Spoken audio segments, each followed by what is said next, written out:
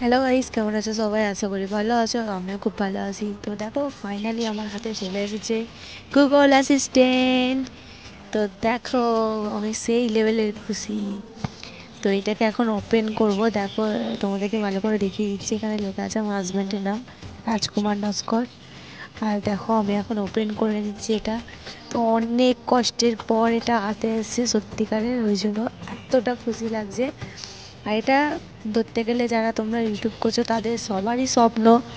তো চেষ্টা করো, তাদেরকে বলবো, সবাইকে বলবো চেষ্টা করো, ঠিকই ফল পাবে।